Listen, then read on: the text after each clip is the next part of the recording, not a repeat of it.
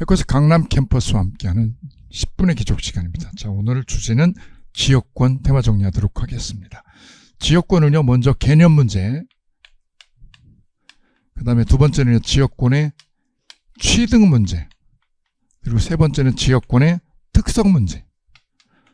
세 가지의 포인트를 두시는 학습하시는 것이 바람직하다고 하겠습니다. 먼저 지역권의 개념. 지역권은 요역지 땅의 편익을 위해서 남의 땅을 이용하는 거예요. 요역지 땅이죠. 땅의 편익을 얻기 때문에 이를 인역권이 아니라 지역권이라고 그런다. 지자가 땅 지자죠. 고대 로마 시대에는 인역권, 이 사람의, 나라고 하는 사람의 편익을 얻는 인역권이라는 걸 인정했는데, 프랑스나 독일 민법에도. 근데 우리 민법은 사람의 편익을 얻는 인역권은 인정하지 아니하고 뭐만 땅 지자죠. 땅의 편익을 얻는 거죠. 요역지 땅 편익을 위해서 누구 땅을? 승역지를 진입로로 이용하는 권리, 이를 지역권이라고 그런다. 이때 지역권은 꼭 이렇게 인접해야 되네. 인접하지 않아도 됩니다. 그래서 지역권의 개념에서 요역지의 편익을 위해서, 요역지의 편익을 위하여 할 때, 이 위하여는 어디를 위해서? 한 필지 전부다. 이 전부를 위하여, 그래도 꼭 기억하십니다. 요역지는 한 필지 전부만 됩니다. 전부를 위해서. 이 전부를 위해서 뭐가? 진입로가 필요합니다. 이게 지역권. 요역지 전부의 편익을 위해서 어디를요? 승역지를 진입로로 점유 없이 이용하는 권리입니다. 점유하고요, 점유 없이요. 점유 없이 뭐 하는 권리? 이용하는 권리. 이를 지역권이라고 정의합니다. 오케이. 인역권하고 다르다. 그리고 점유를 합니다? 안 합니다. 점유가 없다는 점 주목하셔야 되는 부분. 이때 요역지는 어디를 위해서? 전부를 위해서다. 한 필지 어디를? 전부를 위해서고, 승역지는 전부 일부 다 된다. 이 진입로를 내주는 이 승역지는 전부를 쓰라고 해도 되고 일부를 쓰라고 해도 됩니다. 오케이. 다음 취득이죠. 지역권은 보통은 계약에 의해서 생깁니다. 그죠? 지역권 설정 계약하고 등기하면 됩니다. 그죠? 이때에 지역권을 계약이 아니라 뭐에 의해서? 시효취득에 의해서. 시효취득을 할 수도 있더라. 어떤 요건하에? 통로를 개설하고 20년 동안 통행을 계속을 하면 이를 계속되고 표현된 지역권이라고 합니다. 지역권의 시효취득이 되기 위한 첫째 요건은 계속되고 표현된 지역권. 그 말의 뜻은 통로를 네가 개설해. 그리고 20년 동안 다녀. 두 번째는요, 등기하고 안 하고? 예, 등기해야 됩니다. 등기를. 누가요? 지역권 시효취득자가. 이때 시효취득하는 이 요역지 주인은 적법한 권한이 있는 사람만, 적법한 뭐가? 권한이 있는 사람만 시효취득을 하는 것이지, 이 땅을 뭐 하는 놈? 불법점이자. 여기를 불법점이하는 C가 있다. 이 사람은 시효취득할 권한이 아예 없다. 불법점이자 안 됩니다. 그 다음 디귿, 시효취득은 등기하고요, 안 하고요? 시효취득은 등기합니다. 그죠? 우리 소유권에서도 시효취득할 때는 등기하듯이 지역권을요, A가 통로 개설하고 지역권 시효취득할 때도 등기해야 됩니다. 그리고 남의 땅을요, 이렇게 남의 땅을 통로로 사용하니까 통행료 내고 안 내고? 내고. 그래, 보상하고. 특히 주의할 거는, 만약 여기를요 20년 동안 다녔어도 지역권이라는 게 얻어지려면 요역지가 존재하는, 편익을 얻는 요역지가 존재하는 게 꼭 증명돼야 된다는 것까지. 오케이. 여기까지가 지역권의 시효취득의 개념. 다음, 지역권의 특성 부분. 지역권을 대표하는 특성. 첫째, 지역권은 점유권이 없다 이거죠. 점유를 안 합니다. 그래서 지역권은 점유 없이 승역지를 뭐합니다? 이용하는 권리, 용익물권에 불과합니다. 그래서 꼭 기억할 단어, 점유권이 없다는 거. 두 번째는요, 지역권은 요역지의 종된 권리다. 요역지의 무슨 권리다? 종된 권리다. 종이다. 요역지 땅에 진입로가 필요한 거죠. 그래서 이게 요역지 땅이 주야. 땅이 주. 지역권은 종이다. 종. 그래서 지역권은 요역지 땅의 종이기 때문에, 그래서 나온 특성이 뭐라고요? 부종성입니다. 소위 수반성이라는 거죠. 이 땅을 팔면, 이 땅을 C에게 처분하면 땅이 C에게 넘어가니까 땅에 딸려있는 게 바로 뭐? 지역권도 같이 이전하죠. 이를 부종성 내지 수반성이라고 지칭한다. 그래서 땅을 C에게 처분했습니다. 그러면 지역권도 어떻게 해요? 자동으로 이전하는 거예요. 왜? 딸려있는 거니까. 그래서 요역지 땅하고 지역권은 분리처분이 된다? 절대 안 된다. 땅하고 지역권은 분리처분할 수 없다. 수반성의 원리 때문입니다. 그 다음 네 번째 중요한 특징, 지역권의 불가분성의 원리가 작동하는데, 첫째, 이 요역지 토지가 A하고 C에 모였다면 공유였다. 이게 A, C의 공유였다면 A가 지역권을 시효 취득하면 그 효력은 A에게만 생기는 게 아니라 다른 공유자인 누구한테? C에게도 효력이 생기죠. 그래서 이를 취득의 불가분성. A가 지역권을 뭐하면? 취득하면 그 효력은 누구한테? C에게도 효력이 있다. 이를 취득의 불가분성. 반면에 B가, 승역지 주인 B가 취득 시효를 억제하려면, 중단하게 하려면 어떻게 해야 된다? 전원에게 해야 된다. 전원에게. B가 지역권에 뭐를 해요? 취득 시효를 뭐 하려면?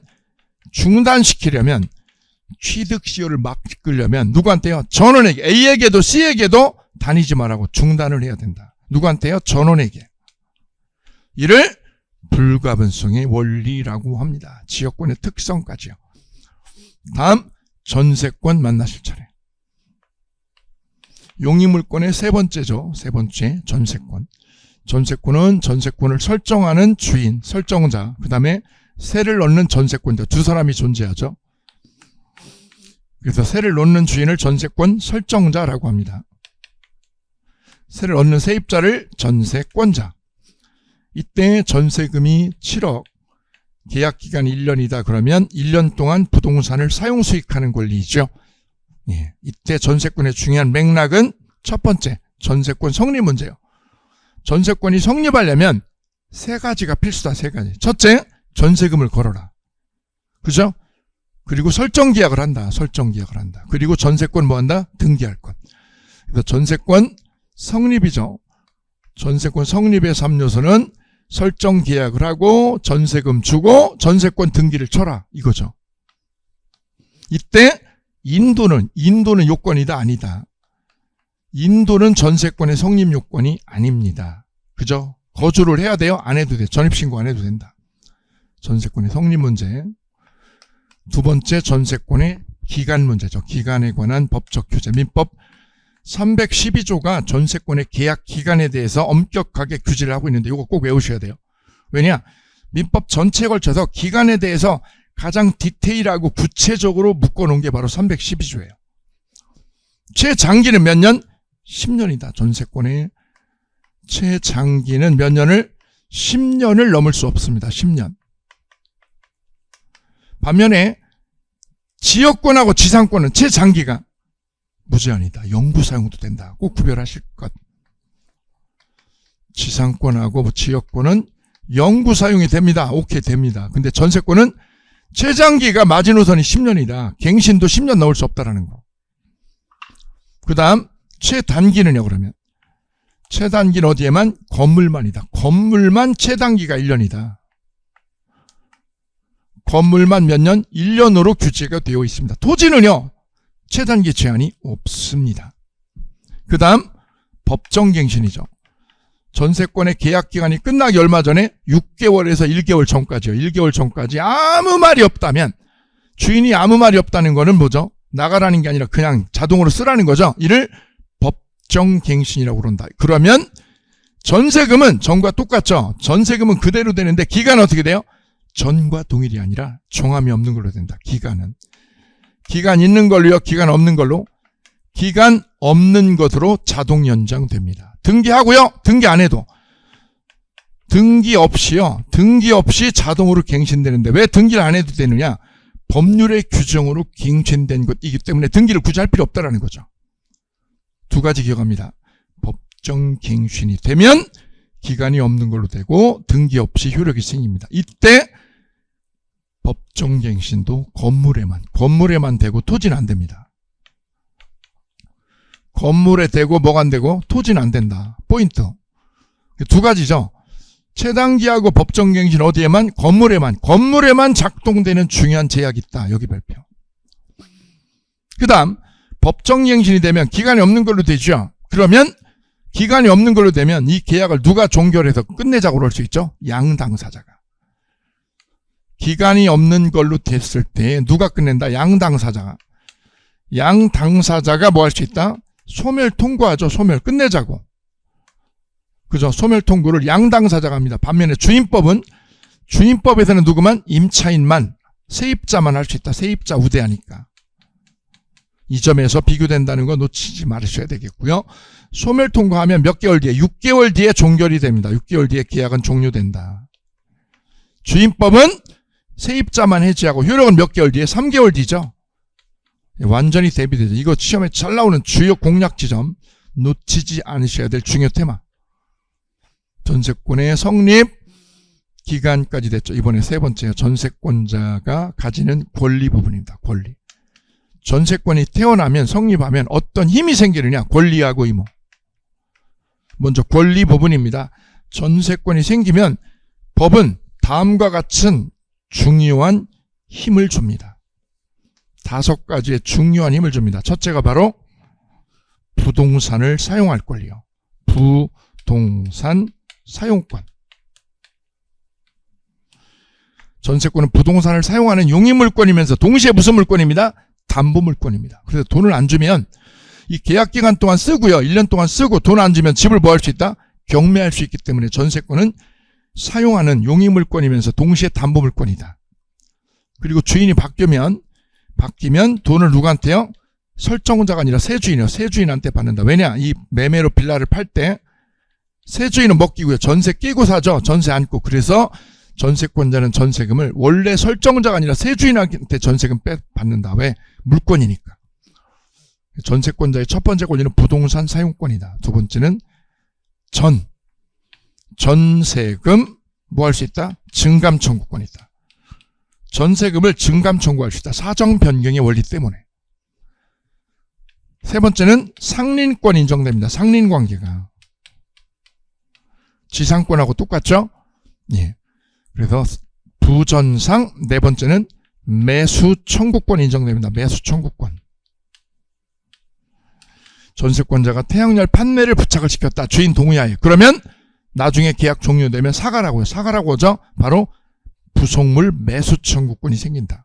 마지막은 처분권이 있다.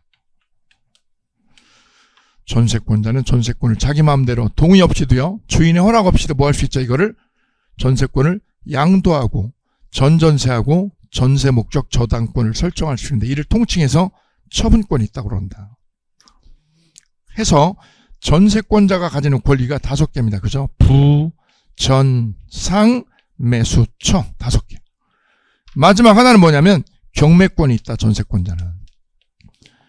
전세권자는 돈을 안 주면 주인이 전세금 반환을 하지 아니하면 집을 뭐 할 수 있습니다?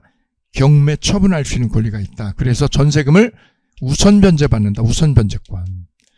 그래서 전세권은 부동산을 사용하는 무슨 물권? 용익물권이면서 저당권하고 똑같이 뭐예요? 경매할 수 있죠. 그래서 전세권을 용익물권과 무슨 물권?